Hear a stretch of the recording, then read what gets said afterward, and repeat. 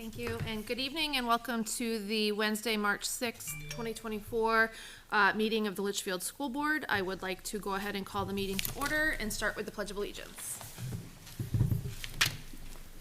I pledge allegiance to the flag of the United States of America and to the republic for which it stands, one nation, under God, indivisible, with liberty and justice for all. All right, thank you very much. Before we go any further, we do have a member, Mr. Cutter, who is going to be remote for this evening, so I will entertain a motion to approve remote participation. So moved. I'll second. All right, motion and a second. All in favor, please say aye. Aye. Aye. Opposed? 3-0-0. Yep. Mr. Shoemaker also will not be with us this evening as he has a family obligation. Andrew, do you want to go ahead and tell us where you are and if you're alone and do the remote participation pledge, I guess, whatever it is. Thank you for the board's willingness to allow me to participate remotely. I am on a work trip in New Jersey and not able to be there in person tonight. I am in a hotel room, just me. Thank you.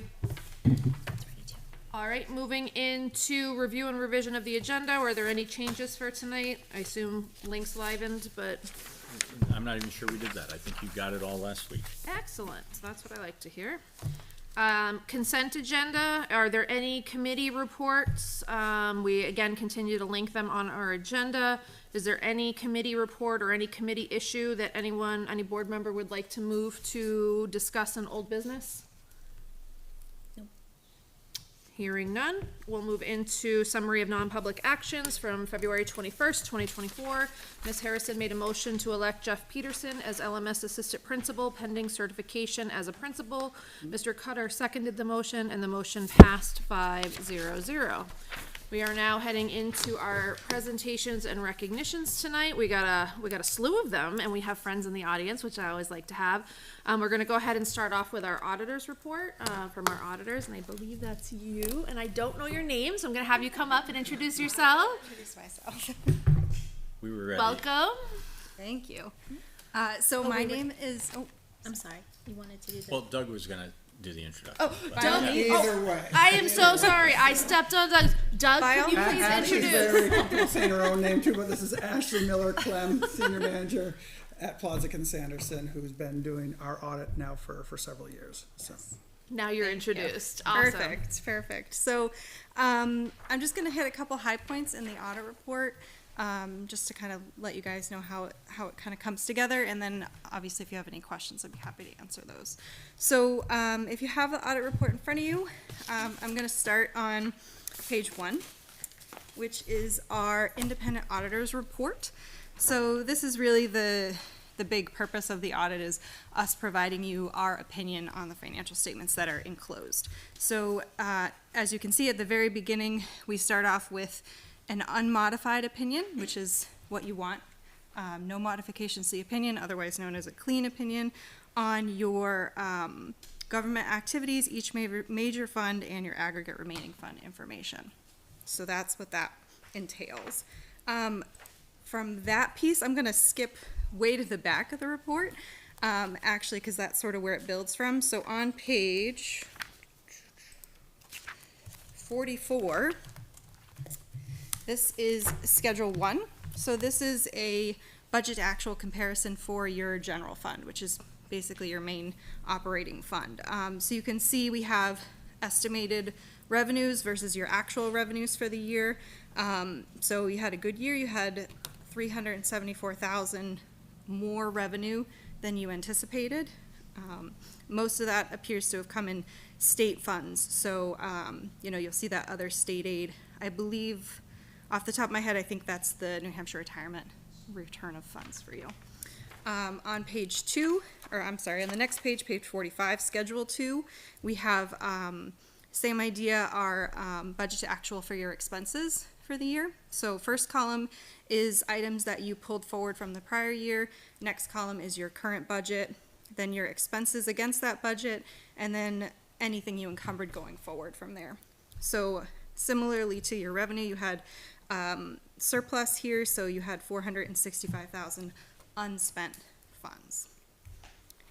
So those two schedules lead us to Schedule 3 on page 46, which is a summary of your unassigned fund balance. So pulling information from the two schedules that we just talked about and from your beginning fund balance from the prior year, you have an ending unassigned fund balance of $442,000 for June 30, 2023.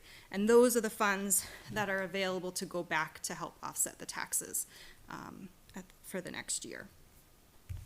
Schedules 4 and 5 are a combining schedule for your other funds. So here you'll see you have grants fund, your food service fund, and your student activity funds are all combined into those schedules. I'm gonna skip back to the beginning of the report again. So back on page 13, we have your balance sheet for your governmental funds. So you'll see here we have your general fund, which I talked about earlier, is obviously your main operating fund. You also have your capital projects fund, and then those other governmental funds that are on schedules 4 and 5. So you can see here that the total fund balance for the general fund was 1.6 million. Of that, you had the 442 that was unassigned, you had 916 that was committed, and 317 that was assigned. On page 15, we have our our income statement, if you will. So again, your general fund, capital projects, and your other governmental funds combined. So you can see, the change in the fund balance from the prior year. So your general fund increased fund balance of $741,000. Then on Schedule D, or Exhibit D, which is on page 17, this is just sort of a summary of Schedules 1 and 2 that we looked at earlier, showing your budget to actual. This one does break out what we would consider your original versus your final budget. So if there are any budget adjustments or anything like that, that would be reflected there. And then finally, other thing I want to just point out at the very back of the report again, we have, starting on page 51, our opinion letters related to the district's compliance. So the district received and expended over $750,000 in federal funding for the year. So that meant that you had to have a federal compliance audit. So we do that as part of our audit. These two letters report that amount. And then you also have your CFA, which indicates, what those federal awards were. We had no federal awards findings, so if you look at page 55, you'll see there were no material weaknesses or significant deficiencies identified in the federal compliance component. So that's the big overview. There's a lot, obviously, more to this report than what I just went over, but in the sake of everyone's time, I'm just happy to answer any questions that you guys might have on that report. Questions here?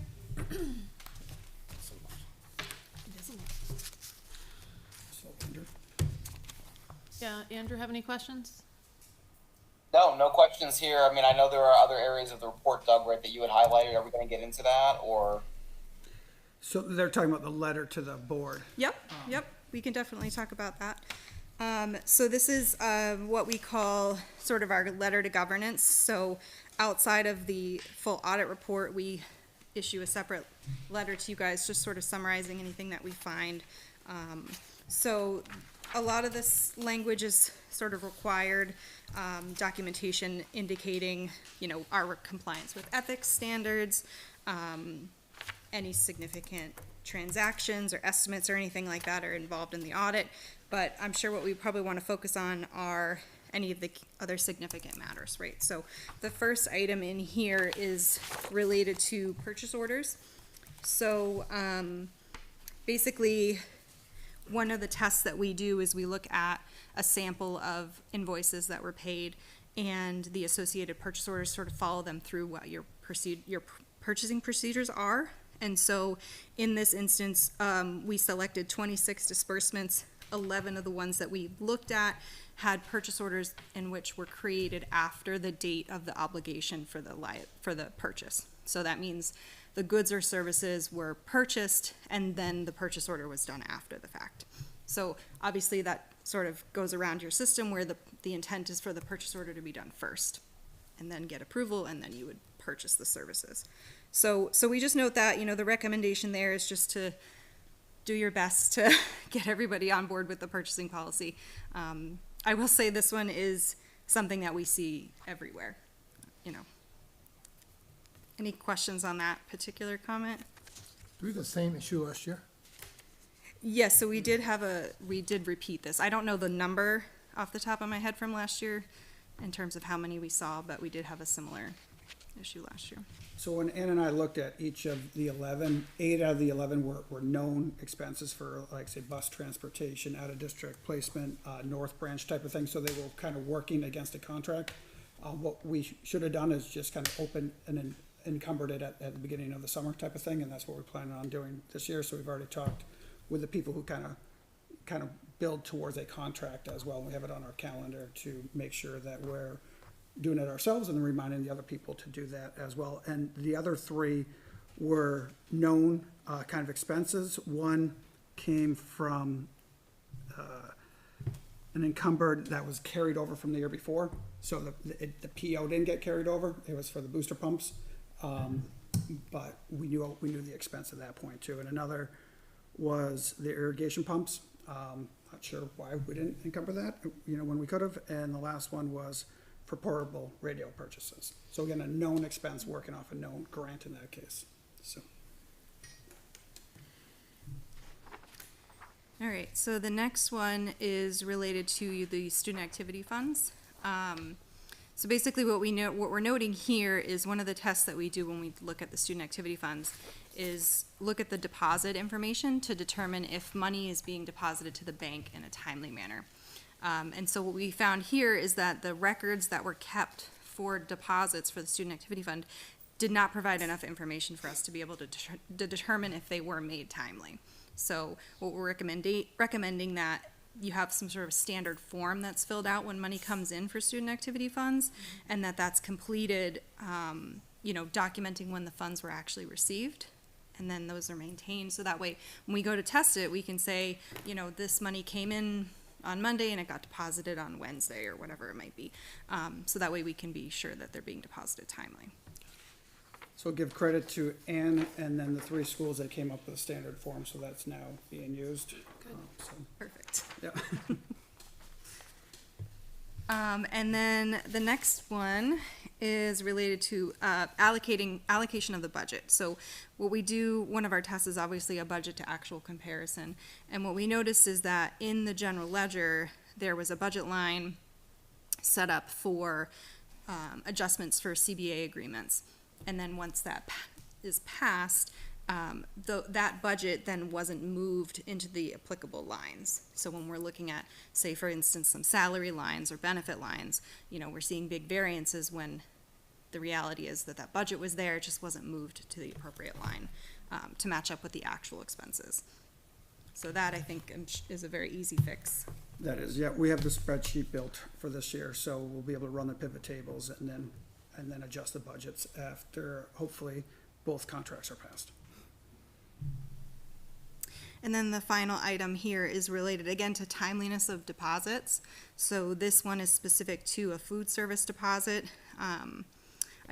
We didn't indicate here, I don't remember how many specific deposits we looked at, but one of the ones we looked at was held for 9 days before being deposited to the bank. Generally, our recommendation is that funds are deposited to the bank within a week of receipt.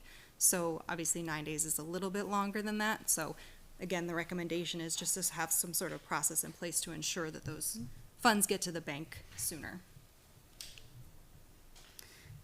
Those were all the comments that we had specifically. Like I said, the rest of this letter is some sort of information that we have to pass along to you. There's a couple new GASB pronouncements that are going to be effective for you guys in the next couple fiscal years. I don't foresee any big changes with these ones that are coming up. So it's more just to kind of give you a heads up. Awesome. Great. Questions? Comments? No specific questions from my side, right? More just a comment, right? So I noticed that under the purchase orders that, we kind of talked about the 11 instances that were identified. Most of them were kind of known instances, as Mr. Totten elaborated. I did also note the sample size was 26 disbursements, so 42% of the disbursements reviewed were against our purchase order policy. So like what else are we missing here, Mr. Totten, that we need to also be concerned with? So, I mean, for the ones that we saw, it was known expenses that we should have just encumbered at the start. Some of them were earlier in the summer months. So, you know, we knew we were going to be, say, you know, every month we were going to be expending to the bus company, and we could have encumbered it right from the start at that point too. So it's just making sure that it's not just Ann and I that are doing that. It's and we need to do a better job. But it's all the departments that are doing that. So it's kind of, we've gone over with most of the departments about it, and then we also have it, like I said, on our calendar to, when we start in July for a new fiscal year, to remind people to encumber what they have. So it's just taking a closer look at making sure that what are known expenses that we're encumbering amounts as we go throughout the year. So it's us being more aware of it. All right, thank you. Any other questions from the board? Thank you. Yeah, I appreciate your time. Great, thanks, and I'll just say, you know, it's always a pleasure to work with you guys, and Doug and Ann obviously do a great job, so they make our jobs easier. Awesome. Appreciate them. We like to Thank hear you. that. Thank you. Thank you. All right. Our next, way to be moral support in the back there. Good job. Great. We have a class of 2024 presentation. So I see we have Miss Gaspar, we have Miss Green, we have other Miss Green over here to come on up and give us some information. And you've got our presentation up. So, I met with the senior class president, with Dr. Jetty, before break, and we came to him with this idea of an event, and we wanted to bring it up to you guys and for your approval, and also kind of talk about graduation. When we sat down, we also started to talk about the 175th day. So we're going to kind of go over that with you guys and some of the things that we have planned, and also kind of show you the craziness that we go through, or that I've been going through, to try to figure out when we have free days or free evenings. And with sports, that can be a challenge. So like I'm saying, there's a lot of moving pieces with sports, with graduation, things that have been done for a long time, that have been done since, you know, the first graduation at Campbell, and making sure that we're keeping to those traditions. The one thing that is confirmed is that dinner cruise that we're going to be doing on Monday, June 3rd. That's covered by the DC 2020 funds that was given to us. And we are planning to have as many of the kids to come as possible. There's no cost to them at all because of those funds. And so we're hoping for at least 95%. And the ones who don't come, it's pretty much going to be because they don't want to go on a boat in the Boston Harbor. Or they feel uncomfortable. You know, we have those different social norms that sometimes we run into. So the next one. So graduation, like I said, we sat down, and this really wasn't even planned when we sat down with Dr. Jetty, but we looked at when, you know, we were having such a mild winter, knock on wood, but we looked at the 175th day is going to fall on June 6th, which you can see up there is Thursday. So kind of looking at competency recovery days, grades closing, we are kind of hoping that the 7th, which is on the calendar as tentative, can actually be a possibility, which will then help us to kind of build out some extra little events. If the next thing goes well, we won't be doing too many bigger things. They would be smaller little events that we would plan. Ms. Gaspar and I would work with the kids to find out what they think would be fun, and also keeping it, you know, financially, you know, doable. So the next slide is a senior overnight. When Amy and I came on board, the biggest thing that we heard from the kids was we didn't get to do an overnight in DC, and we really would like to do it. And some kids have gotten a chance to do overnights with things like FBLA or Key Club, but to be able to do something with the majority of the class, they kept on saying it. We tried to plan something, but like I mentioned, between sports and concerts and everybody's social calendars, it did not work for the one that we planned, which was supposed to happen next week. But after that happened, I started to look at the fact that the cruise comes in right in the harbor, and there is a hotel that's right across the street, and there happens to be a trolley stop right in front of it. So based on this, I started to explore, could we do it? Could we have a schedule that the kids would like? Would they actually be interested in it? And so we then looked into, what would happen also if half the kids wanted to go back home. And that would be doable because we could have one bus come, or two buses take us down to the cruise. One takes half the kids back, or however many of the kids don't want to stay. And the other one, would have gone back before when it dropped us off. So the next one, the itinerary would be that after the dinner cruise, which ends about 8:30, anyone who's going to do the overnight trip, they would then get on a tour that would go and do the Boston Ghost Tours and Ghost and Gravestones, which I have to tell you, and I didn't realize this, but Declan shared it with Dr. Jetty and I, that this is what they liked the most, because last year with Miss St. Jean, they had done an entire section on this, and they had really gotten into it, and this is just something that they thought was so cool. So we would get on this would go from 9 till maybe like 10:30, and then we come back to the hotel room. They would pretty much get ready for bed because we need to go to bed. That is the room. It looks like a pretty nice room. They are both queen beds, so 2 queen beds. We would have 4 kids stay per room. And it's right across the street from where we're going out on the cruise. Next one. Then in the morning, the hotel does include breakfast, so that would be taken care of. Dinner obviously would have been taken care of on the cruise. We then are going to do a historical tour of Boston on the same trolley system, and I've already worked with them that they will pick us up at the hotel, and then they're going to drop us off at Faneuil Hall. And we're going to work to figure out a thing with the aquarium where they would have a voucher for lunch, and so then they would be able to do lunch, and then we would walk over to the aquarium, which is about 0.4 miles. The Boston Aquarium, they'd have about 2.5 hours, and then we would go back to the hotel, pick up our luggage, and then we'd head back to Campbell. The only thing in looking at my wonderful master calendar is that there is a potential, I think it's a quarterfinal baseball game, semi. So, knock on wood, we've got hopefully a pretty good team, but if that were the case, we explained to the kids that their parent would have to pick them up. Their parent couldn't pick them and 3 other kids up. Their parent would have to come and get them. And so they have been fully aware of that this is the policy and that's what we would hold them to. I think the anticipated cost, it is going to be $250 per student. The hotel room is going to run about $100 per person, the trolley, the aquarium, the lunch. The transportation is pretty low, and that's because we had budgeted for the transportation for the cruise, and I'm kind of using that funds because I am going to be able to send one home and have it come back. So that really saves us on some of the money, and that was kind of what I was looking for when I was planning this.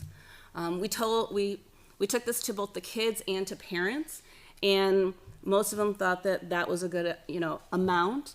We also have a lot of ideas for some ways that they can fundraise and really be able to cover it all. Chaperones, as far as that would go, Miss Gaspar and I would go, and then we would have an admin chaperone. Mr. Hess probably would go, but if not, Mr. Giampaolo. And then based on the numbers, we would then figure out who we want it, or who can go. I've started a spreadsheet where I've asked the senior class advisors, can you do overnights? Can you do evenings? What day will have the least impact on your underclass students? And so we'll go from that, kind of looking, I think this is going to fall on a black day. So making sure that there will be that minimal impact to the students who are still in the school, in the classroom.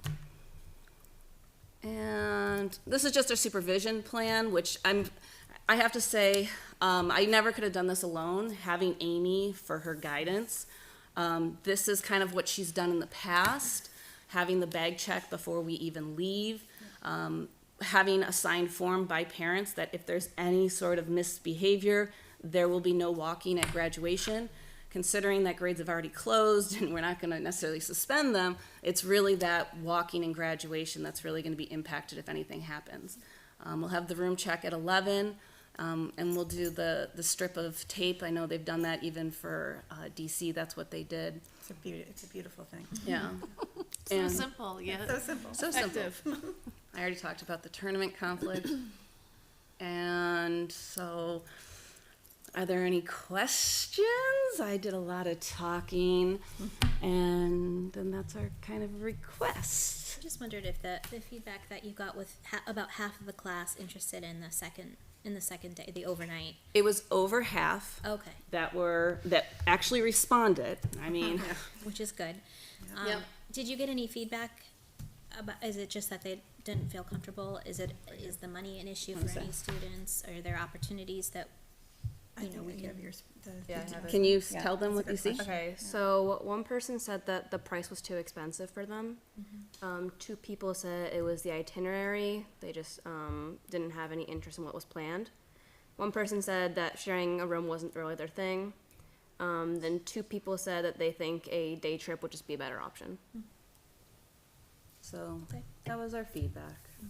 And whenever there's a cost issue, there's usually always a way we can work Yeah. around it, always. Yeah. I know. So we kind of have little buffers here and there, and then the fundraising alone, I mean, I know for the fashion show, that's in a few weeks. This year, that money will go all towards the senior class and hopefully cover some of the transportation costs. So it'll then take that away from the parents as well and the kids, so.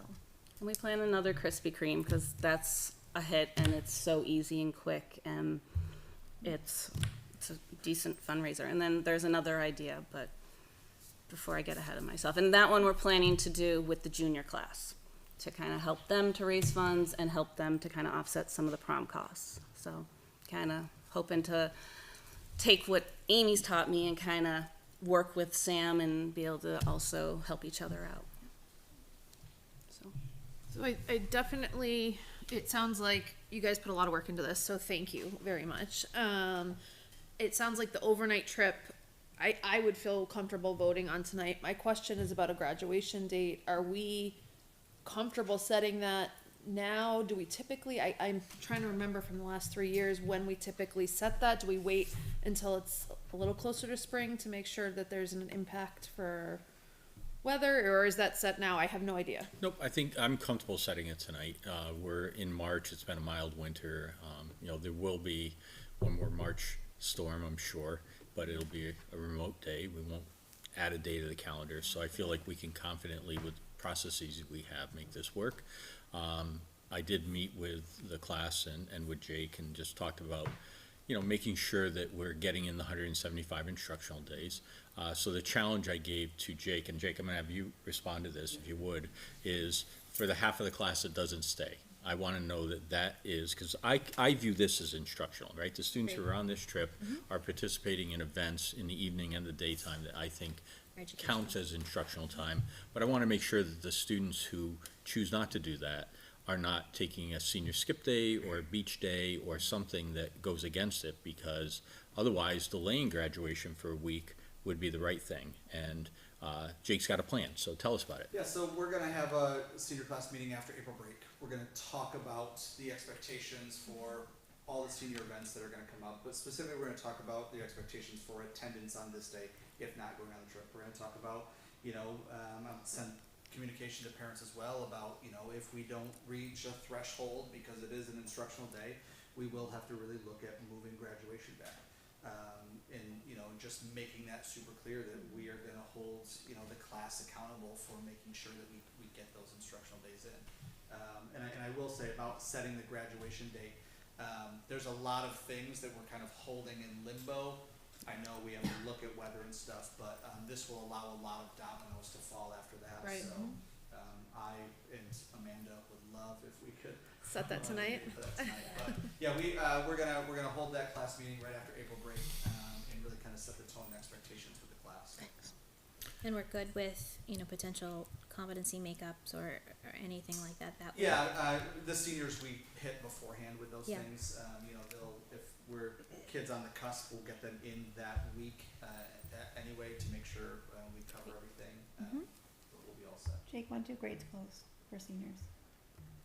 I think traditionally it's either that Friday or that Monday. So there's, like, that's a struggle, So I have right? to- The grades close and then we have to like push an instructional. So I think we try to Okay. close them on Friday so that if we need that buffer with seniors, Yeah. we can wrap those last competencies up. And you can see Monday would still be in the building most likely, and then on Wednesday and Thursday is where we might like throw in like, you know, let's go to Chunky's for lunch on Wednesday after we do the underclassmen awards and we do the senior class awards practice. But they're in school pretty much, and then on Thursday, that's when they're gonna hopefully do the LMS and GMS walkthrough, but we were kind of waiting on that graduation date because they get their cap and gowns the night before, I believe, or that morning, and then a graduation practice.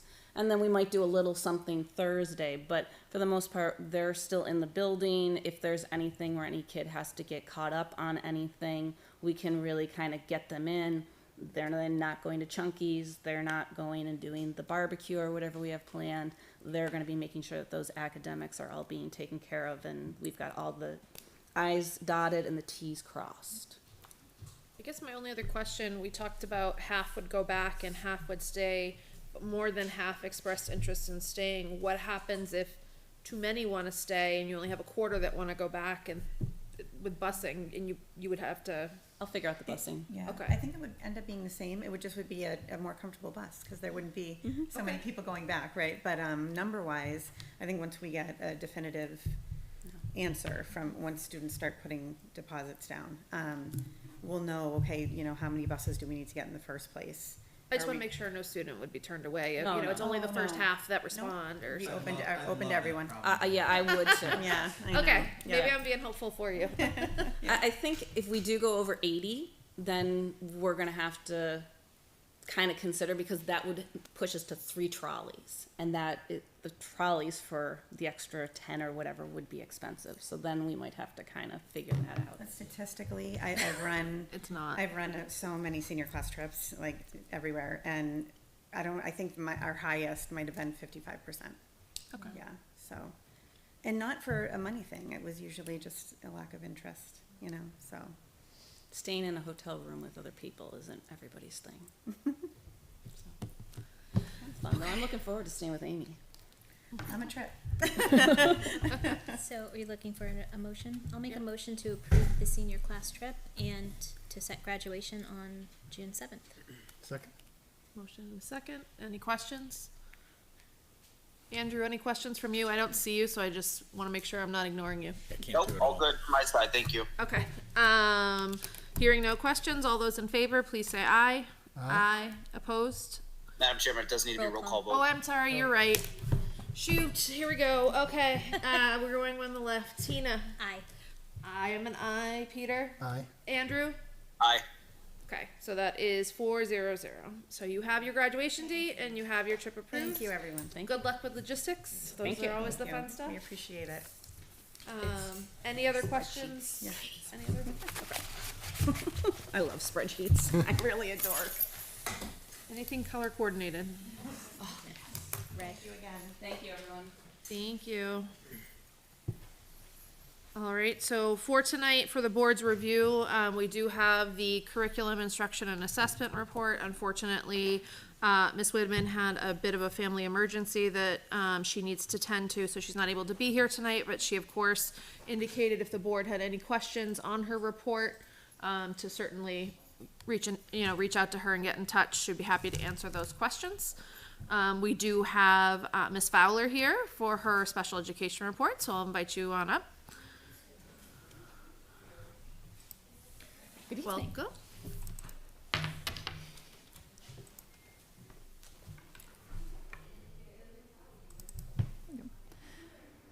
So I always love to review the numbers just to start. This time I put in the comparison from the previous numbers. I felt that that would be a little bit more informative and easier to understand. So GMS is up by 5. They're now at 82. IEPs, LMS is at 71 as opposed to the 72. CHS is at 82 as opposed to the 86. However, there was a little bit difference in the number with the out-of-district charter schools and private schools combined, so that's gone up to 15 instead of 13. Overall, there were total active students of 250 in January. That number always fluctuates throughout the school year, so I figured the fluctuation is easy to see there. And then currently the enrollment is 1,182 students, so that means roughly there are 21% of the student population receives special education. The ELL support by school, the teacher said none of the, so Kara Carney, who's our wonderful ELL teacher, said nothing had changed as far as the numbers, but she did let me she did share with me the first bullet, which is currently the ELL access testing is going on. Normally it's the ELL teacher that provides the access testing to all the students across the district. But there's a current opportunity for any other teacher who's interested to be able to take the training to provide the access test. Any sort of action that's done by that then alleviates the time that she has spent in testing, which then takes away from the services that she provides because she's only one person. So that's an opportunity, something to consider if the school board wants to encourage other teachers to go take, because it's just like being a test proctor and administering the test. However, there is a listening portion and a speaking portion of the test, so it's becoming familiar with that. But you can get people trained additionally to provide the test, so that then she's back to doing the servicing of the students throughout the day. So that was something that was interesting that hadn't been done before. I hadn't heard of that prior to this year. So it's an interesting piece. 504s by school. 504s are the accommodations that we can provide to students who do not qualify for special education. GMS has 44. They're up from 37. LMS has 49, up from 46, and CHS has 63, up from 52, which is a lot, but that's fantastic. So district-wide updates. Oh, good, I'll post it. Okay. So OSEP guidelines for a document of parentally placed students. I've been diving into that a little bit more. I had actually contacted the state, making some inquiries about what they had for guidelines, because in the state regulations, there wasn't a lot of guidelines. So I linked the OSEP document there. It's like 50 some odd pages, which is a lot of guidelines, but it's really actually a supportive read about the services that we provide to our two private schools. So Tabernacle and St. Francis are in town. So I'm diving into that quite a bit more to make sure that we're meeting everything we need to be meeting as far as meeting and documentation, making any changes moving forward, such as how I document who attends what meeting, and how often those meetings have to happen. So I'm in the process of reviewing that a little more closely. I've reached out to the principal at St. Francis to try to set up a time to say, let's collaboratively do this a little bit more. I've yet to reach out to Tabernacle, but I'm taking some action on that moving forward. And then teacher certification renewals. This came up actually in another meeting I was in, so I just stuck it in here. The Alt4 certifications, the cost is going up for those. So it's currently it was $290, but it's going up to $740, and I kind of gasped a little bit about that because it's a huge increase for people to be able to go through that. And I believe that through the years, Litchfield has been really embracing having new teachers go through an Alt4 process if they're interested in teaching. But with that cost spike, I thought that was very interesting. What I did was I linked the extension page, so that Chrome reference links to all of the certification costs. So a lot of them are changing, but I just noted that the Alt4 one was going through the roof, which is quite a bit. It does parcel it out in, like, you pay an initial piece, you pay a secondary piece, and then you pay a third piece. So it's not the $740 all at once, but over the time of doing your Alt4, it does. And that's not paid by the district at this point. If we hire someone on an Alt4, eligibility. It's always been, because it's an individual's responsibility to Right. maintain their certification, Yeah. so that's always been the responsibility of the individual. I do think with this large increase in fees, that, we're gonna hear more from people about that. And I think it's something that the district's gonna have to monitor. Yep. We have a high number of people that we hire on alternative plans. I was looking at the list of people that have been certified under that. And it's pretty significant. And so this is gonna be a burden, I think, when it increases by that amount. Yeah. We're gonna have to keep an eye on it. Is that for renewals as well? I have not heard that renewals are increasing, so, right now, it seems that it's, I think what they're trying to do is recoup costs, because it's pretty labor intensive for the department to review these plans. They're pretty substantial.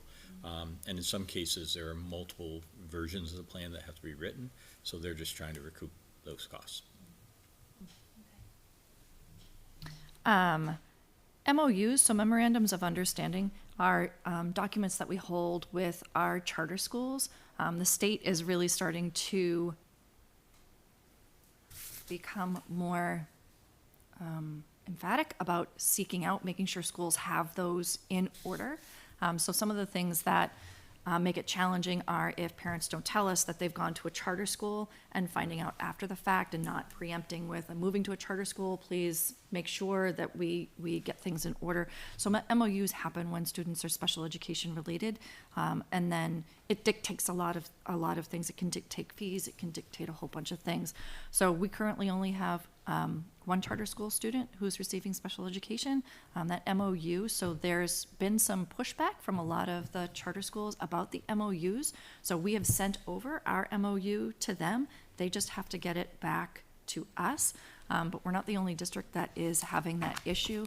When I was at my South Central Directors meeting this past week, there are a lot of schools that are not sending them back at all, which is, so I'm documenting when I sent it, all of my follow-ups and that piece. I feel that that's an important aspect for us to have. So if the state comes looking at if we sent one or if we have one in place, I have the information that says, well, we sent it over and we did our due diligence and right now it's with them. So I felt that was just an interesting piece. I put down that MOUs for part-time students are not required. That impacts something called VLAX. So VLAX is that virtual learning online, yeah. So the interesting thing about that was that they had put it in a newsletter and sent it out to schools. They sent it out to they sent it out to directors of guidance and encouraged them to sign MOUs. When I became aware of it, I immediately contacted our director of guidance and said, do not sign anything. One, you're not allowed to sign them, but two, I need to look into it a little further, making sure that we're not being committed to something that we don't need to do. So at my South Central Directors meeting, one of the lawyers from Drummond and Woodsum just happened to be there, and it's not required for part-time MOUs. So, for part-time students. So that would affect, like if we have students at Campbell High School Taking one or two classes. and they taking one or two classes, we do not have to have an MOU in place because they're not there full-time. So I've been working with some Campbell special educators to review SMART goals and standards as they're written, so that the goals are written for compliance. There's a really easy way. There's a formula that the state has to be able to look at the goals and say, yes, they meet compliance, or no, they don't meet compliance. So we've been working on making sure that they have goals written that meet compliance, as well as goals that if somebody happens to have a goal that's really well written, making sure that we're sharing kind of the wealth of what they have that has really worked. So kind of sharing the resources, making it very collaborative in that piece, which is super. And then I've been working with the elementary school and middle school to support students and case managers kind of across the board, making sure that I'm visiting the schools regularly. I can't get more to the information because it's student specific. But I've been working out a schedule, making sure that I'm working with Maura specifically about what she needs there, touching base with Jen about students that are bubbling up there. So upcoming, March 12th, I had initiated a paraeducator training at the beginning of the school year. March 12th is the follow-up to that training. So that's actually a really super thing because it ties it up nicely for the year. So this time around for the March 12th training, they're going to be diving more into how to read an IEP, how to look at that provision of support, and increasing the documentation of the provision of support. So a way to kind of pull that through. The documentation of provision of support used to happen naturally through the MSB Medicaid program. However, not doing that, we want to make sure that the support is provided. So I was working very closely with a paraeducator at the high school saying, hey, can you try this out for me? Do it for a month. Let's get back together again and see what happens, see what data we get. She did it for 1 month. We got back together. We did it for a second month. And I was just like, after the second month, I even went today and looked at the data and was just like, holy cow, look at this data. This really drives a conversation. So I'm really hoping that on March 12th, when we kind of pull together those reading of that IEPs and that provision of support, that we're then creating some processes in place to make sure that we are getting the data feedback from the paraeducators that relates to IEPs and the provision of support. And that was it. Great. Any questions from the board? Any questions? Andrew, any questions? No, very thorough report, thank you. All right. Have a great night. Appreciate it. And then for our final presentation for the night, we have school goals from the district, a mid-year update. Yep, so we've been doing these each school as they've come in to do their presentations. And so we do have the district goals. So let me get it pulled up here in front of you. Our goals were relatively straightforward. We wanted to finish the LMS building upgrades, and our mid-year status is that the kitchen is complete. We are still waiting for the replacement cooktop to come from Switzerland, which is, if you remember, that had arrived and was faulty right at the start of the year. And so we are now, however many months into waiting for that to be shipped. I will tell you that North Branch does regular follow-ups. They did one this week to say, do we have an update, status update on it? So it's frustrating, but we're waiting on that. The punch list there has been completed aside from a few HVAC warranty concerns. Mitsubishi is out tomorrow working on the unit in the cafeteria. But again, we're doing all that follow-up. The solar permit has been filed. There's been communication back and forth between the town. Jeff Blackwell has a few questions that are in K's lap at this point.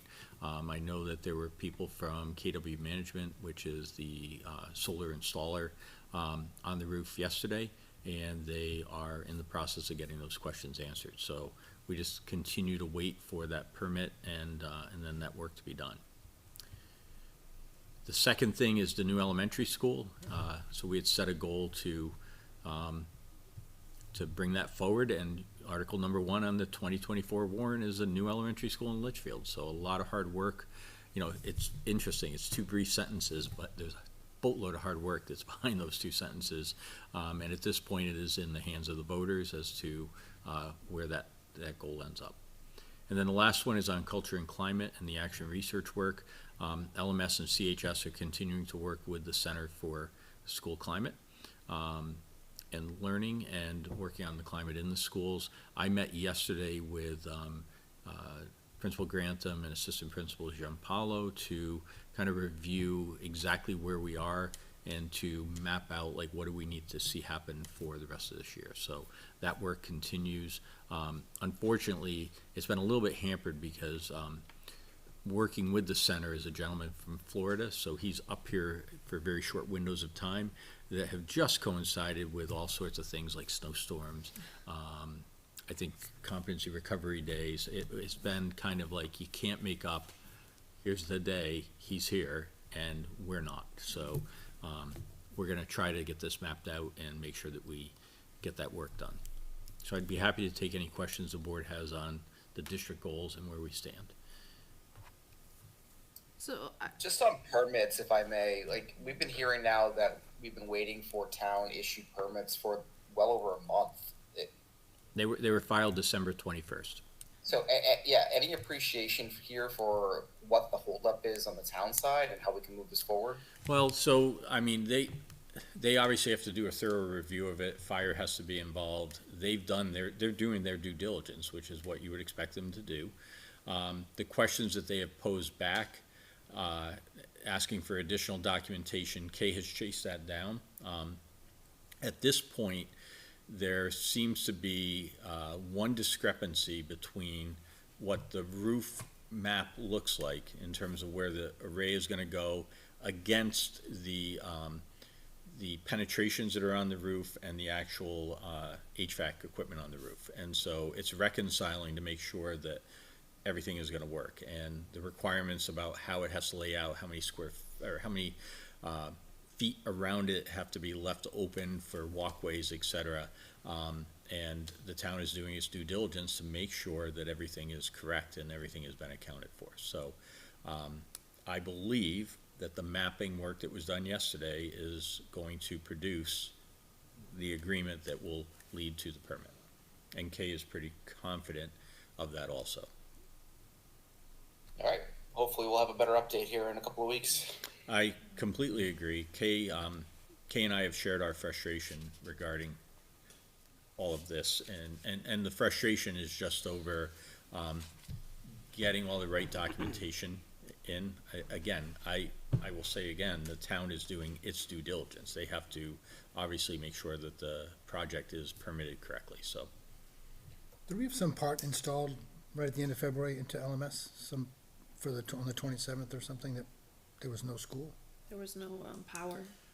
So that was the Liberty Electric, and Liberty was the subcontractor for all of the work that was done there over the last couple of years. And they were installing the surge protection for the computer network. So if you remember, we had some brownout and some damage to equipment, so we put this surge protection in to protect On the main that. line coming in. And so they had to take the main line down, install this, and then bring everything back up, and they did that. Should I have known about that, or am I just forgetting that we were gonna miss a day of school for that? That was during, It was during vacation, okay. yeah. Right, so it was just, We that didn't was know the about day it. that the administrators ended up not being able to be in the building, because okay, there I was no remember power, that. so that's why Yep. we learned about it. We knew about it ahead of time. Yep, okay. I didn't put the two and two together. Other Right. questions from the board? I think what I would like to plant the seed for, I don't wanna get into the conversation tonight necessarily, is that, our board goals were from 2021 to 2024. It's 2024, and so we need to start, having conversations about setting board goals. It's obviously a more difficult to do when we're going to be having a change in superintendent, and I don't know what our goals are gonna be and what his goals are gonna be, so I don't know if we wanna consider doing a 1-year plan, if we wanna consider, rather than a 3-year, I think we've done 3-year plans, strategic plans. Again, I've only been on the board 3 years, but I'm speaking from my understanding. Again, I'm not looking to get into it tonight, we're missing a member and we have another one remote, but I just plant the seed for us to have a conversation about that and maybe put it on one of our next agendas, as we certainly have goals through 2024, but we want to make sure that we're planning for the future as well. Got it? Yeah, good point, Madam Chairman. I also think that we really need to wait for the vote results next week, because I think that will influence any goals that potentially we come up with. Absolutely. All right, so that works us through our presentations and recognitions for tonight. Now we have our student representative report. So Anthony and Nick, welcome, and we're ready for you when you are.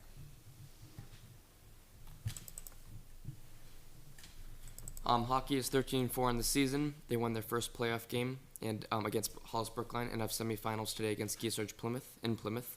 If they win, they play Saturday in the championship. Cheer are heading to States Thursday at 6. Spring sports are starting up. Lacrosse is having optional practices indoors. Baseball is also having optional indoor practices. So recently at Campbell, a science teacher, Miss Moore, she won the Golden Bell Award. The Golden Bell Award is handed out by teachers to present to each other once a month to recognize the amazing things staff members do at Campbell.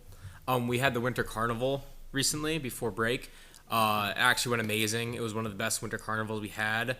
All the teachers, all the students really got involved. We actually did a school-wide game where we had like all 300 students doing 4 corners, so it was nice. And Miss Freeman's advisory came out on top, first place. So here are some pictures. So Miss Freeman, number 1, Mr. McDonough, number 2, Miss Lincoln, number 3 for ballet advisories teachers. We have pizza jousting, musical chairs, the sophomore class won in dodgeball, and those are some pictures.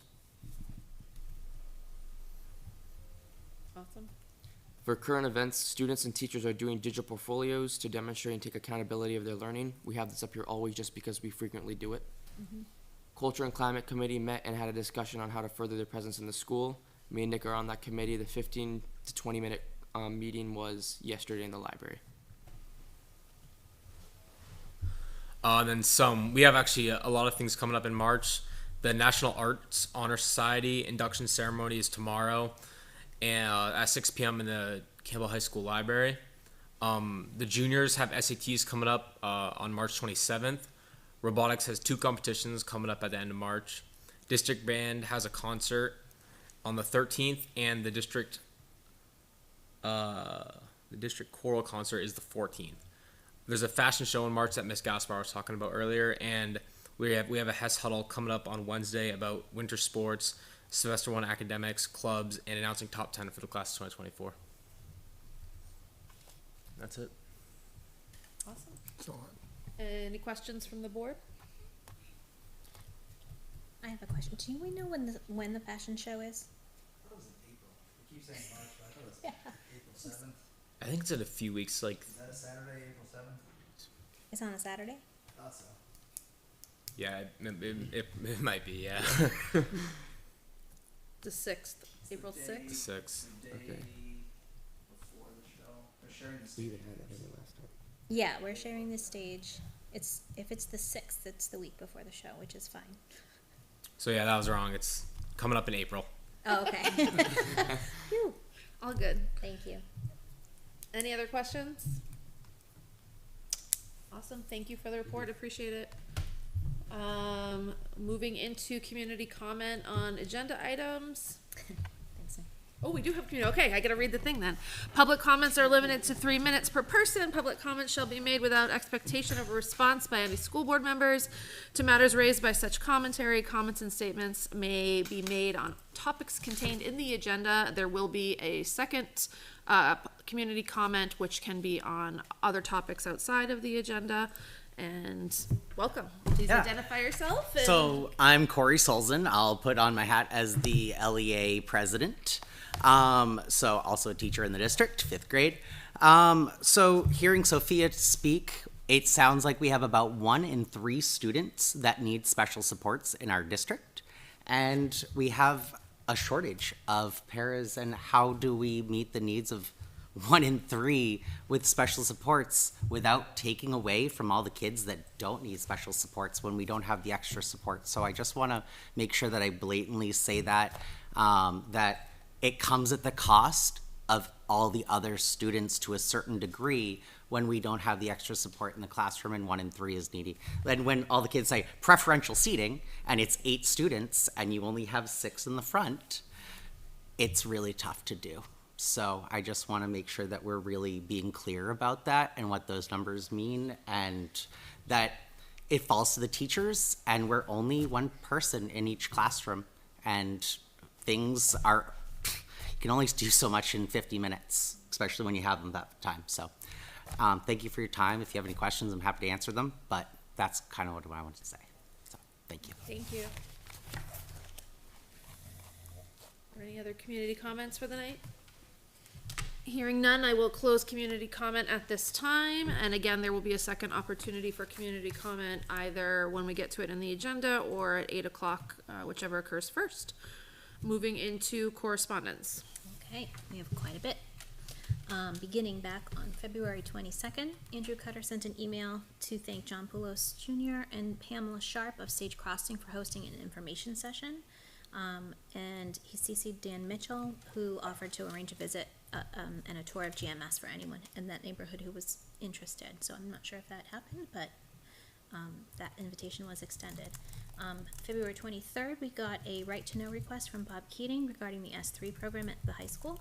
February 23rd, Doug Totten sent follow-up on information regarding an inquiry made at deliberative session regarding how much money had gone towards maintenance and improvements on GMS. February 23rd, Doug Totten forwarded the FY23 audit report, which is posted on the website. February 23rd, Jan Sullivan sent the draft minutes from the public 21st meeting, both public and non-public. February 23rd, Doug Totten updated the project and budget information on the district website and alerted the board that that had been updated. Sorry, I lost my place. with responses from Peter Plansky and Heidi Ames in thanks. February 25th, Connie Jackson sent questions regarding the GMS curriculum, what a typical day looks like for students, what supports are available, if there are any extracurriculars or elective activities.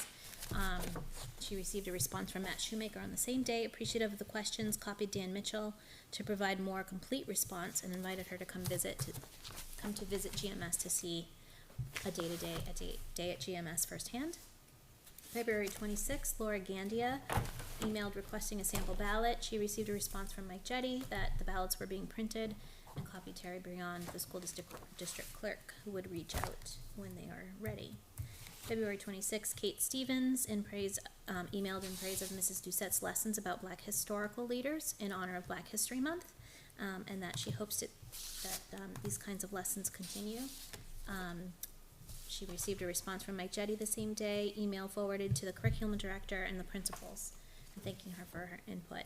February 27th, Holly Velzone sent all district staff, including the school board, an invitation to the Janicki fundraiser dinner, which is tomorrow evening at, I believe, 5 o'clock at GMS. 4 to 7, I believe. 4 to 7 at GMS, thank you.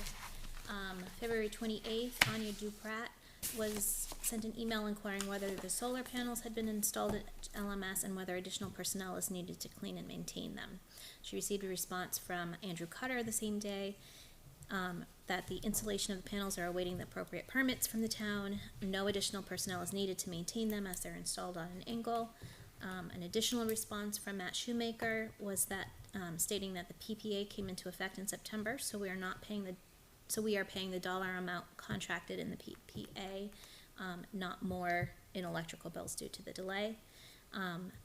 Ms. Duprat responded asking how much we are paying and whether there are additional upcoming costs for solar. She received a response from Doug Totten disregarding fluctuating energy costs. We're saving about $3,500 a month with the PPA, and there are no additional costs until if we decide to purchase the array in 6 years. Anna Namarati on February 29th sent the manifest for the March 6th meeting. Reply from Andrew Cutter, question about the professional services and check to Town of Litchfield trustee. And Ann Namarati responded that the professional services were for the musicians for the fall musical, and the check to the trustee was a scholarship transfer. And then Andrew replied in thanks. February 29th, Rena Karen was looking for signs promoting education warrant articles, and she received a response from Mike Jetty to please contact the LEA for those signs. March 1st, Mike Jetty sent the agenda for the 3/6/24 meeting. March 4th, Ashley Pettis emailed asking when the 24-25 calendar will be discussed, with a reply from Mike Jetty the same day. It's in process, and we expect to see it during our next meeting. March 4th, Doug Totten forwarded an inquiry regarding tax impact each year being cumulative, and replies within the thread. March 4th, Andrew Cutter sent a reminder that he would be attending remotely on 3/6. Matt Shoemaker reminded us he will not be in attendance on 3/6. And yesterday we received an email from Anya Duprat asking when we will know about our building aid status. I did respond to that individually. Great, thank you. Mm-hmm. Okay, and that's all I had. Just, Tina, full disclosure, Yes. I also sent a text yesterday to the board about the results in Colebrook. Yes, sorry. And, I'll put that in right now. We'll discuss that later in the meeting, but Yeah. that was communication that we Yeah. should disclose. I'll add that in. All right, We thank need you. to get more information on this S3 piece tonight. Sophia was here. But we didn't ask her, so I think it's gonna be a conversation in non-public. I can share information non-public, but I wish we'd asked when she was here, cause she has all the story, all the backstory on it.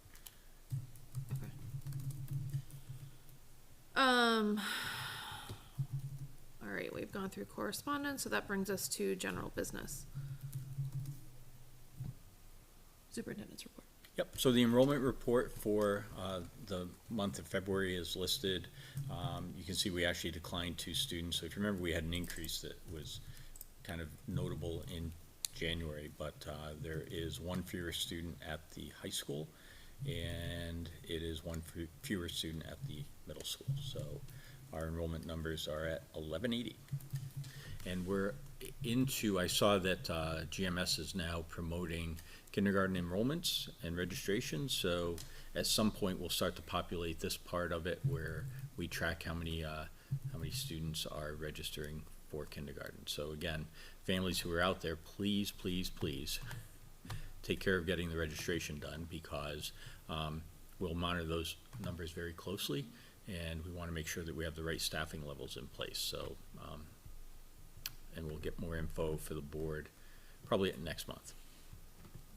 Second item I have is the board had asked me about what the current situation is with the 8th grade, and so I'd like to look at numbers. I like to look at what do we have in front of us that gives us some information. So I think it's important we recognize there are 88 students in our grade 8 at LMS, and that currently 85 of those students have completed their course request for Campbell next year. So 85 out of the 88 have put in for schedule at Campbell, and we'll continue to monitor that. But right now we're building the master schedule based on 85 coming up there and requesting courses, and we're going to start the master scheduling process next week, I think. Yeah, so we're right into the throes of it now. We've got those course requests, and we'll start to work with them. Is there a responsibility on the part of the parents to notify the district if they are not returning? Yeah, I mean, right now they've notified the district that they would like a schedule at Campbell, and so if there's somebody who knows that they are not coming, they should not be requesting courses at Campbell, because they're taking seats from students who will be at Campbell. So if somebody knows that they are not going to be at Campbell, they should reach out to guidance right away and just explain that situation so that we can properly schedule courses. Is there a I'm not saying there hasn't been already, but is there an additional correspondence that can be sent out to those 8th grade parents, letting them know that? Only because, again, I just off of personal Facebook have seen more than 3 that have announced online that their child isn't going to CHS. And so if they've filled out a schedule, maybe they don't know that they need to, I don't know. I just want to make sure that you guys, when you're meeting to do the master schedule, are operating on the cleanest, clearest numbers and seats. So why don't, because I don't think Jake can email current 8th graders, so I will ask Jen to communicate that if there is somebody who knows that they're committed somewhere else and they have a course request, and they should contact the high school to withdraw that. I'll take care of that. Or it's a situation where people haven't decided, right? They put their request in and haven't Absolutely, decided. yeah. and And they're if they still haven't looking. decided, they should, but I have personally seen on my own personal Facebook several announcements of excitement, and rightfully so, that their student will be attending, whether it be BG or Trinity or Pinkerton or whatever the course is and school is, and it was more than 3. So how many didn't go from 8th to 9th last year? And how does this relate to that? Does it correlate at all to So I the did prior year? I did not pull last year's numbers, Peter. I can do that though. Actually, we can. Yeah, I can pull it up right now because it's. Some reason in my head it was like eight kids or. I would just also add that, being a parent of an 8th grader, there was no communication to parents for this. So the 85, I do think, is fabricated because the ask was of the students to enroll in classes during an LMS session, right? So if the students were attendance at LMS that day, they're enrolling in CHS classes regardless if they're going to another school. Well, saying it's fabricated is probably not accurate. I mean, those are 85 is inflated. How about that?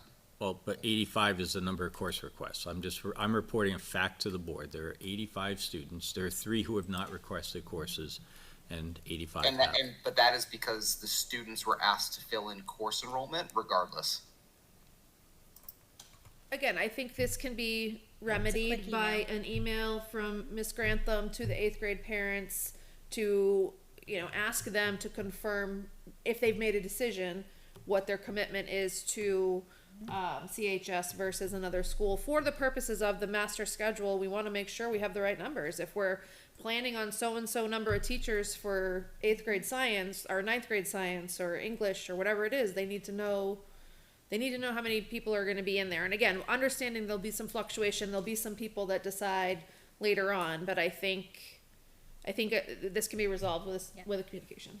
Yeah, and just if I may, Mr. Carter, I want to make sure I have this right. You're saying that students requested classes without parents signing off on that? The ask of the students was during an LMS scheduled event to enroll for classes at CHS, period. But parents Parents don't had to- sign off on that? Parents do not sign off on that. I had to review my child's schedule and sign off on the course requests. Yeah. I can say that. I did not, and in fact, the classes that were selected for my daughter actually created kind of a challenge for us, right? And we didn't agree with it. Can I add something? When I chose my classes, my mom didn't have to sign off on my choices. Jake, do you have parents signing off on course requests? Yeah. Again, as a Can we get parent- back to you on that? Because Yeah, I will just say, I've not heard of a school not having parents sign off Yeah. on it, I so. did for both of my students. Yeah. In 8th grade, we don't have anything to do with it in high school. Right. When you guys get there and you guys start doing your schedules for your sophomore, junior year, I don't have any control or discussion about that. That's between them and guidance. But for that 8th grade year, because it was, I remember specifically, it was a COVID year, we had the schedule come back and we had to review it and make sure that the requests at least were in line with. I'm gonna say to you as your superintendent, that a 14-year-old making a course request without a parent's signature is problematic. So we'll get back to you on With that. our processes and procedures regarding how we do that. Thank you. To clear up. Won't happen with my 14-year-old. Just to answer your question, Peter, so there were 91 students who were in 8th grade last year, and we had 86 at the high school. So it's a difference of 5. Thank you. 3, 5. And if you go back, it was 93 before that, and 93 turned into 90. So it was a drop of 3. It was 90 before that, and it turned into 96. We made students that year, so not sure where they came from. And then it was 113 to 118. So we were at one point gaining students from other placements, but there's also been a change in availability of other school options over time. So when I think about a shift from picking up students to losing students, we've also had a massive shift in promoting parent choice, and we can't promote parent choice and promote options and then expect that we're not going to see parents making choices. So but the numbers to me are not too alarming, 5, 3, with the choices that are out there, right? So, but those are the numbers Thank you. for you. You're welcome. Anything else on superintendent's report? Yeah, so a bunch of little things, because today was today, so let me just tell you very quickly. So we were having problems with our fire panel at LMS. We're working closely with the fire department on that. There is some sort of trouble in the alarm system. It is picking up an AC bleed that is causing that current that's coming across is sending trouble signals. And so we've had alarms at that building pretty much every day this week. The alarm company has been in. Doug, Dave, and I are meeting with Chris Jamrog, who's our IT person, tomorrow morning at 10, and the fire department will be there, and we need to figure out what is going on to get this fixed. I'm saying this to you because I don't know if we're looking at tightening a wire or rewiring, and the difference between, $1.47 and thousands. So we'll keep you posted on it, but the alarm is problematic there. So the students were outside today because of an alarm. Fortunately, it was 50-something degrees, so it was a nice day.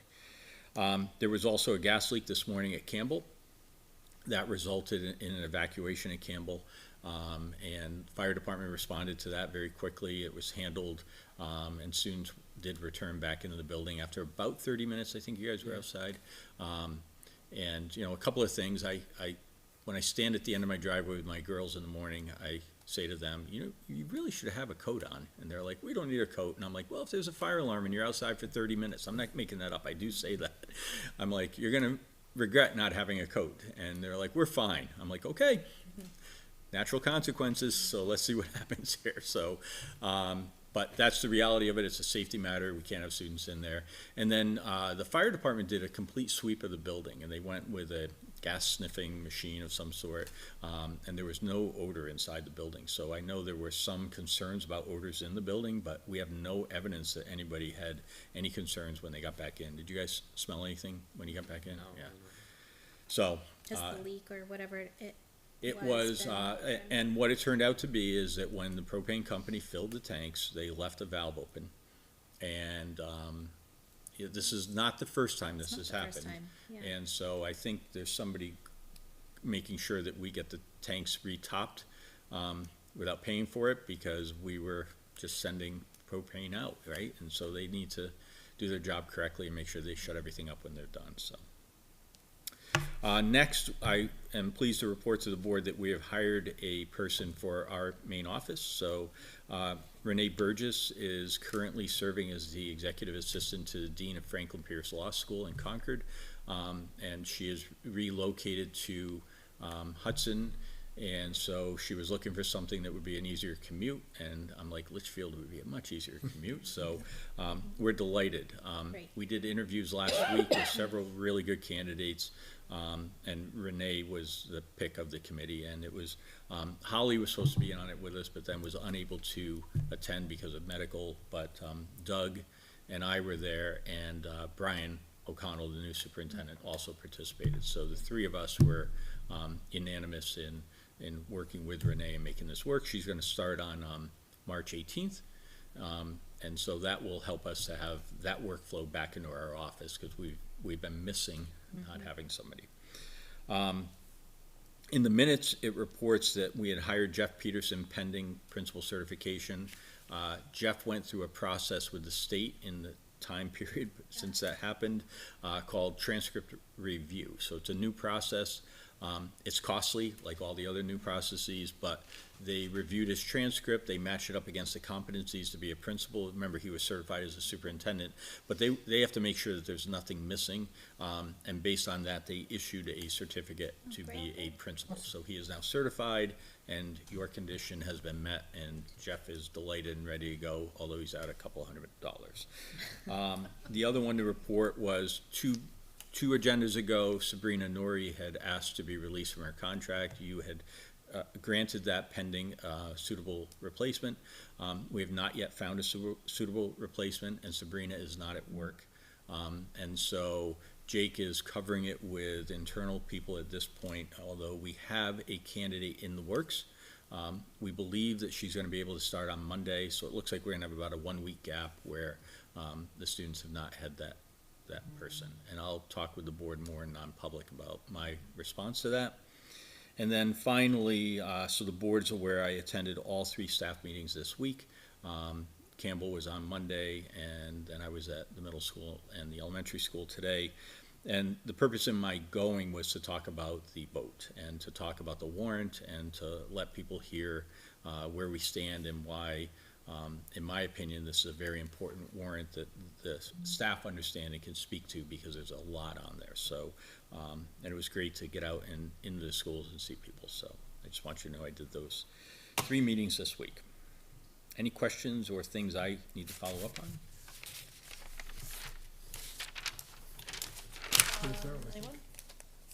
Did you want to talk about Colebrook, or did we just? So I added that under Old business. old business, where did I put it? Under the new elementary school. So yeah, we'll do that update, but and I'll get a little more into detail about the Colebrook outcome. All right, hearing no questions, move into business and operations. It's the first of the month, so it's just a quick update. Yeah, so nothing new really as we wait for the vote on Tuesday. So once the vote occurs, then we run numbers and we input that into the DRA databases as well. So we're creating the spreadsheets that will help make sure that that's done in an efficient manner as well. So been just kind of working on that the last couple of weeks. Awesome. Any questions for Mr. Totten? Andrew, any questions? None here, thank you. Awesome. All right, moving into public minutes. I'll make a motion to approve our February 21st, 2024 public minutes. One second. There's a motion and a second. Are there any questions or changes or comments? All right, hearing none, we will do a roll call vote. Ms. Harrison? Aye. Mr. Plansky? Aye. Mr. Cutter? Aye. And I'm also an aye, so this passes 4-0-0.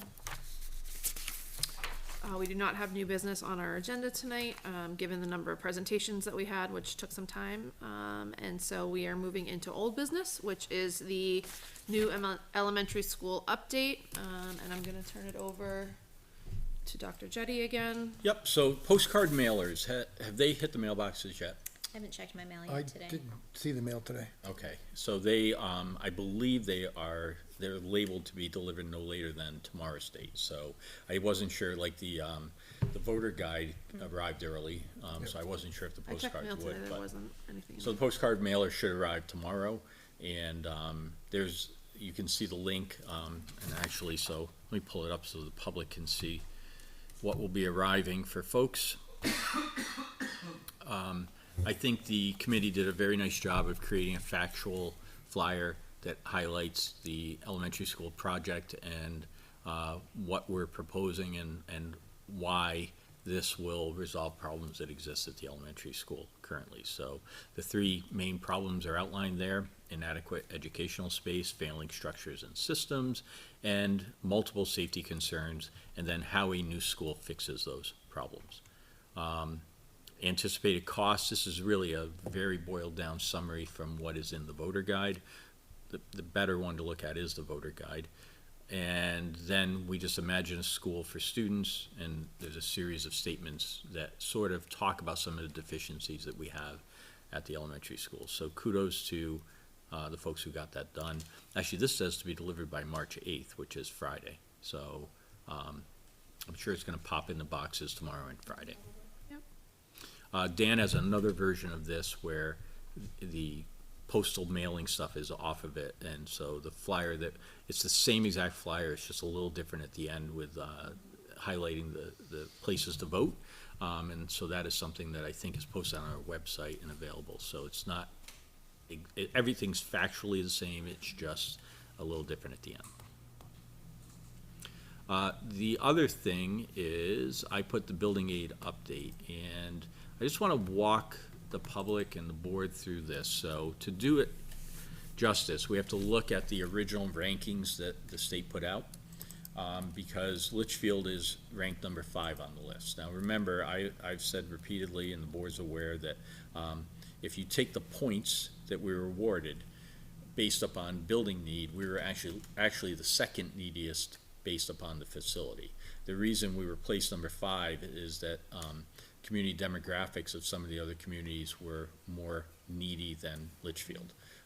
So there are more free and reduced families in Concord than there are in Litchfield, so that actually had them rank higher because the overall point scheme included having the demographics of the community. So the number 1 school was the Rochester School. They have voted and been funded. So Rochester is receiving their portion of state aid out of the pool.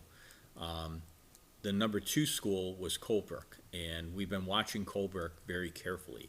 Last year they had a vote and it failed pretty badly, and so they brought it forward again this year. And last night it failed again. So at this point, Colebrook is not proceeding ahead in this pool of money. They will stay on the list. They will be there next year. If they choose to bring another warrant forward, they would be ranked ahead of us. But right now, they are kind of out of our way, is a fair way to say it, I think, because they did not approve the project, and it failed by a good margin. So it'll be interesting to see what they decide to do. Third on the list was Monadnock. Monadnock successfully funded a project last year, and they have construction underway. So they are getting their portion of the pie that was allocated in this biennium. Fourth on the list is Concord. You'll notice that Concord was asking for approximately $70 million. And so they have recognized that they would not even come close to that because Rochester and Monadnock have already taken a big chunk of the pie. So Concord has not brought a project forward at this time. There there is an outside chance. I mean, anything can happen. So I always want to like hedge the response to this. You know, there's an outside chance that all of a sudden Concord announces some project and they are ahead of us. And I just want to point that out. But as it stands right now, if you look at the way they're sort of managing their proposal, I'm not too concerned that anything is going to come forward. So does Concord vote this year, or they've already voted and approved it, and they're just? Concord waiting? is an independent school board. They are the only school board in the state that makes an independent decision. And so that's why it's I just want to caution us. There's a that wild card there. They don't have to take it to a city vote. They don't have to get the city council to do anything. There are, I don't even know how many members are on the Concord School Board, but if they voted at the last minute to do something, they're ahead of us. And so it's kind of a weird one. I don't think they're going to, Peter, because the amount of money that they're looking for is pretty substantial. And their better bet would be to stay in second place in the next biennium. That would be a better position for them If it's funded. if there's money available, right? And then that brings us to Litchfield. So at this point in time, there is approximately $13 million left in the pool that hasn't been accounted for. And we are the last school standing to take a piece of that. So I would never say it's 100% guarantee that we're gonna get what we've asked for. But I would say that when you look at the formula and you look at the way this is done, it is a extremely high probability that if our voters next Tuesday say yes to warrant Article 1, then we know that it's contingent on state aid. We believe state aid is going to be available to Litchfield.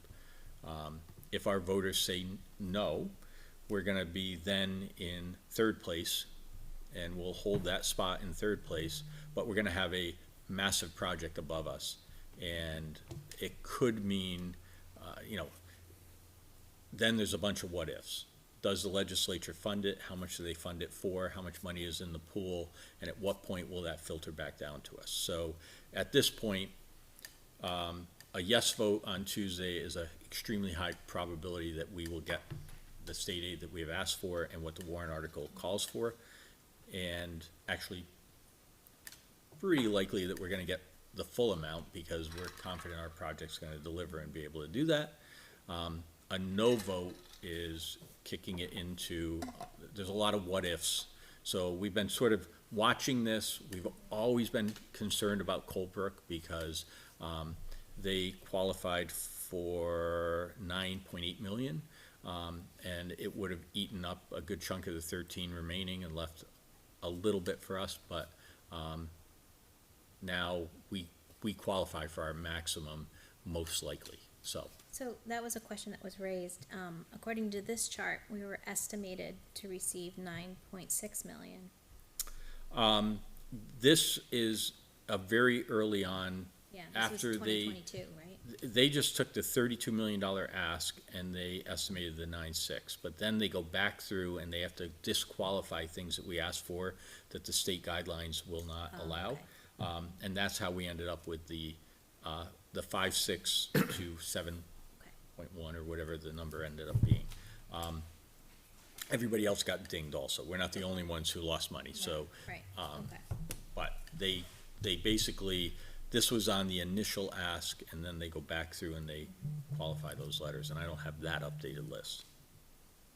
So if it doesn't pass this year, we'll still be on the list, but we'll just be in a not as good a spot. No, we'll reapply, we have to reapply.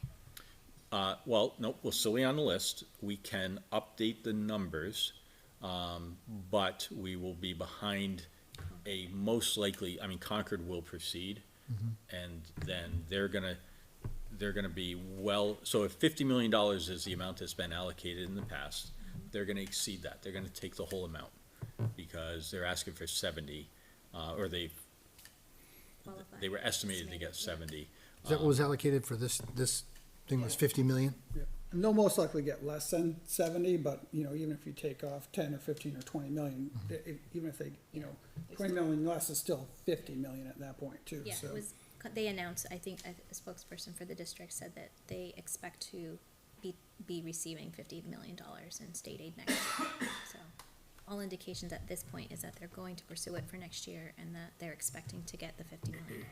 But the other piece behind this is there isn't a pot assigned for next year yet, correct? Right. The legislature has not approved, the way that this was approved for 24 and 25, that has not been set aside for next year. So while we may remain on the list, there may not be funding next year if the New Hampshire state legislature decides not to have building aid, correct? That is correct. And it's the legislature that hasn't even been elected yet, and the governor who hasn't been elected yet. So you're literally saying, okay, so if it doesn't pass, you cannot take assumptions from what has happened now and project them onto newly elected people who we don't even know who they are. So there's a lot of what ifs going down the road. I will say, the law has been cleaned up, so the formula is more predictable.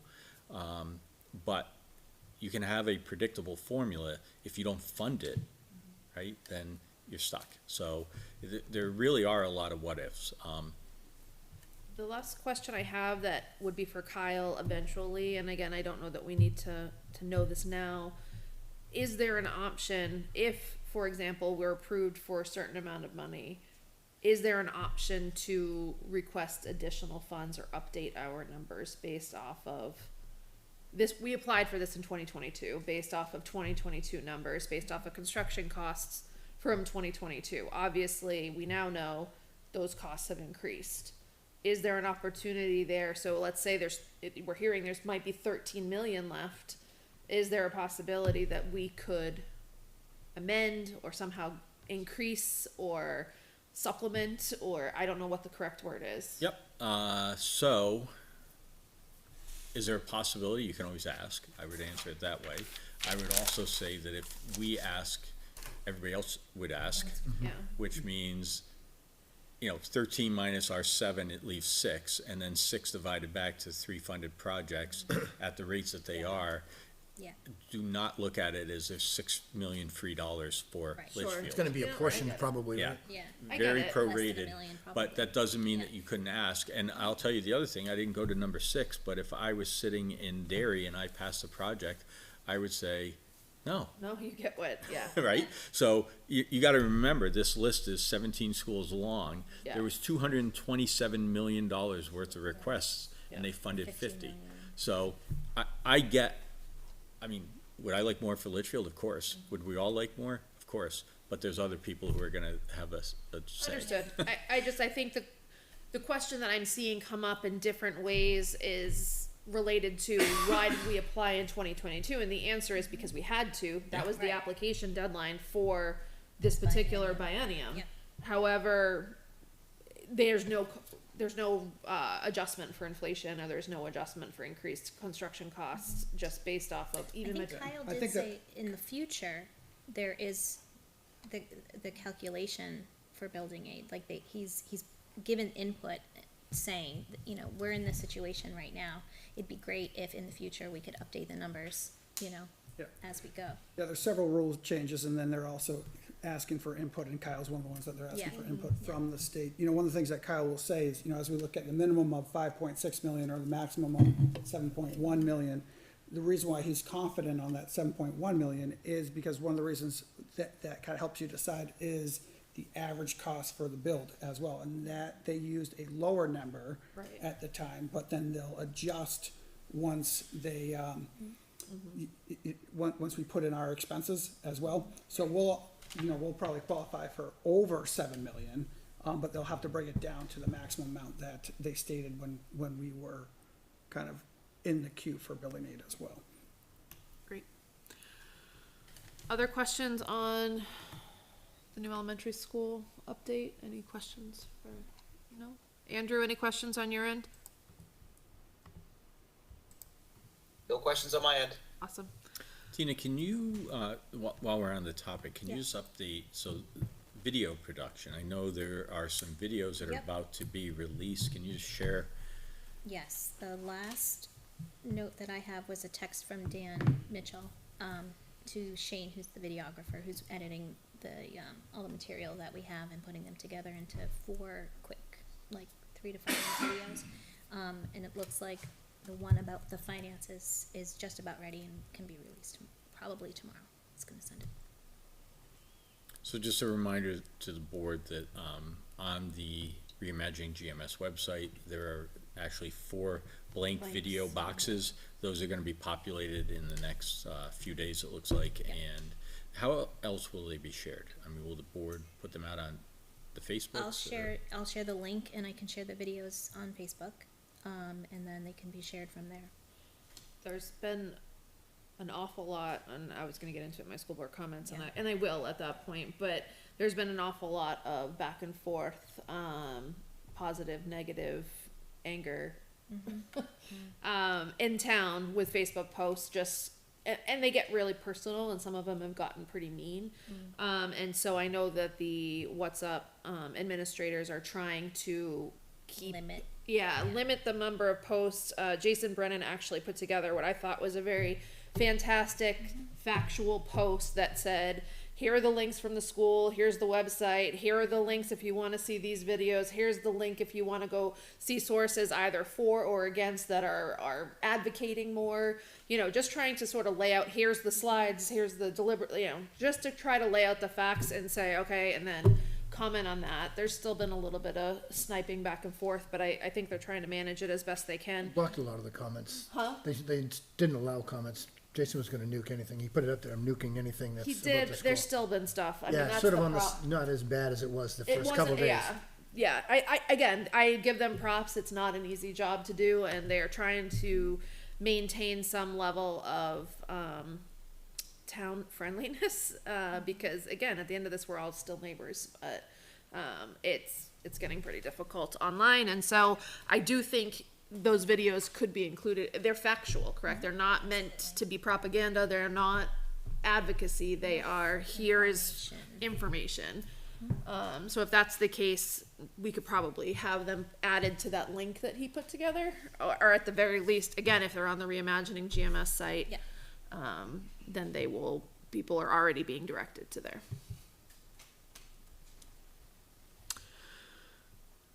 LMS Solar, I feel like you did the update already. jumped the gun. Annual meeting, I feel like you did update the voter guide going out already. Did you want to talk about the annual report? Yeah, so just a reminder to the board, the annual report is a requirement under law. It has to be posted by the 8th, I think, and so we have this available. It's posted on the website. You can see it's 170 pages long because it includes all of the financial information, but then there are looking at the table of contents, you have just a report of all the various offices, the schools, a listing of our staffing, enrollment projections, all of the stuff that we kind of routinely deal with, we pull together into this report each year. So I believe the town has, so this is like one booklet the town puts together. So the town report is at the front, the school district report is at the back.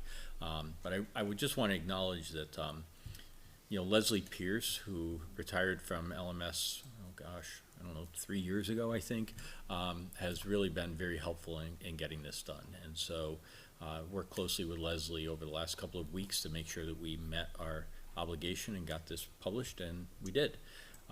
Leslie right now should be cloned because she's also covering the guidance office at the high school. There's an upcoming leave at the middle school, and I haven't figured out how she's going to be in 2 buildings at once, but we are doing everything we can to support Leslie and thank her again for making sure that this annual report got done. And it's weird writing it because it's a yearly report, so you're sort of capturing stuff. So half the time you're spending in last school year and half the time you're spending in this school year. It's very bizarre when you're drafting that report, but we got it done, so. It looks good. It's much easier to read than historical town school district reports. I can say that. More pictures, fewer words. Yep. That's what I asked the we like. principals for. People so. like. Horsey ducky. Much easier for me to read that way. And then the voter guides, I provided a link, they went to everybody in town, but here's a link too. So if people want to take a look at it, but that was delivered to households actually on March 1st. So people have had that in plenty of time prior to the polls.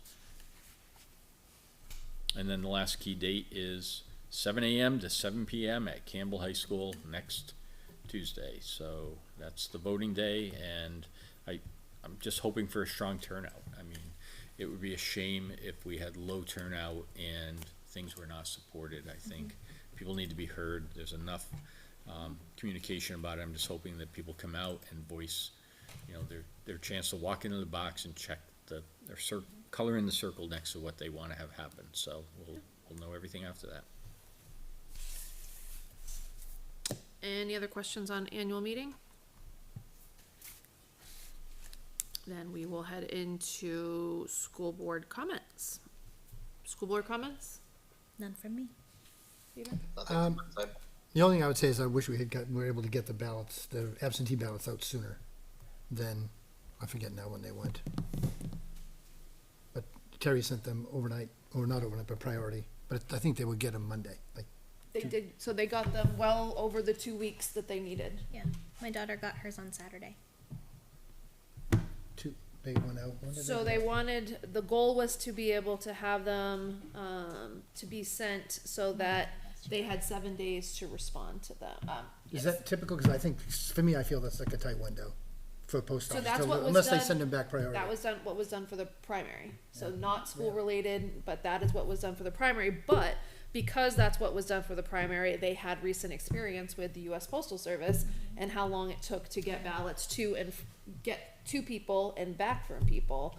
And so because of that, they knew that it did take, for one particular instance of someone who was deep in Florida, apparently it took 7 days for them to get it, and then presumably 7 days back. So that's why they really wanted to make sure that they got out, and they did. They got to that person by the Monday, and they had 8 days to get it back. The other piece too, I was initially very concerned about it as well. I talked through the timeline with Terry. Terry did a great job. I just want to commend her for, staying on top of it, making sure that it went out priority and taking care of that. I thought we were talking, I'm just going to say, when I think about a disenfranchised voter, I don't want any person, single vote, not to be counted, just to be clear. But in my head, I was like, oh my gosh, there's got to be 50, 100 people that aren't going to get their ballots, and that's a big deal.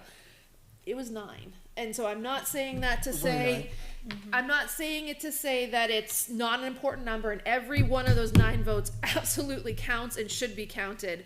But when I initially was really stressing, I'm disappointed it was only 9. I know, I wish it was more than 9, but again, the good news at 9 out of state. And so again, with 9 out of state, unless there is some vote, which I guess it could be a difference of 9, I'm less concerned about it making necessarily a difference in the bottom. But again, either way, every vote deserves to be counted, and we want to make sure that every vote gets their ballot, and they did. So again, big thank you to Terry for. And I might have taking that misspoken. I don't know exactly when Laura got hers, but I know she had it at least by Monday because She mailed it back. she mailed it back. Yeah. Andrew, you were starting to speak up, I think. No, just no further comments from my side. Okay. Again, I just, at the end of the day, I just wanted to kind of say I was a little bit disappointed. For those who haven't noticed, I have stopped completely reading and responding to the town Facebook page. It's just not, my blood pressure can't handle it, to be perfectly honest. But I really see a tale of two cities. I see this Litchfield that is so loving and caring and surrounding the Gee family with the spaghetti supper and rallying to help clean the yard and volunteering and washing, cars, and just really, what I consider Litchfield, the pride of Litchfield. And then in the same day, you read some of the posts that are just really disappointing, where they personally attack each other or our teachers, again with the babysitter comments that just really frustrate me and make me sad. And so at the end of the day, we are all neighbors, we are in one town, and we're going to be neighbors with each other on Wednesday the 13th after this vote, whether it's yay or nay. And so I really hope people, again, make the vote that works best for you and your family and your household. And not trying to sway anything there, but try to do it in a way that's kind, and try to do it in a way that's respectful of your neighbors, because while we may not agree, it's still a problem that we have to fix together. So again, I know I sound all kumbaya, but I felt the need to point that out, because it's kind of disheartening when you sit there and read some of the things that are written. So I'll leave it at that. Back to the agenda. Manifest. Manifest. Did we have 3 signatures? We do. All right, so we have 3 signatures on that. Community input. We'll have our second community input of the night. Is there anyone in the community that would like to provide input? Hearing none, I will close community input. Thank you for your input. And we will now head into a non-public session, RSA 91A3. Under A, the dismissal, promotion, or compensation of any public employee, or the disciplining of such employee, or the investigation of any charges against him, unless the employee affected, 1, has a right to a meeting, and 2, requests that the meeting be open, in which case the request shall be granted. B, the hiring of any Guys going to person hockey as game? a public employee. Oh, it's C, in Plymouth, huh? matters which, if discussed in public, would likely adversely affect the reputation of any person other than a member of the body or agency itself. And then D through I, see citation. For tonight's purposes, we are going into non-public based off of C, matters which, if discussed in public, would likely adversely affect the reputation of any person. And I also believe we will be discussing A, the dismissal and promotion. So with that, I would say, is there a motion to go into non-public? I'll make a motion to go into I'll non-public. second. And there is a second, and we will do a roll call vote. Tina? Aye. Peter? Aye. Andrew? Aye. And I am also an aye, so that passes 4-0-0. Again, as a reminder to folks, as if you don't already know, voting day is March 12th. This is your chance to be heard. However you feel about it, get it out there. And our next meeting will be on March 20th, 2024. And we will see you then. So thanks, everybody. Have a good night.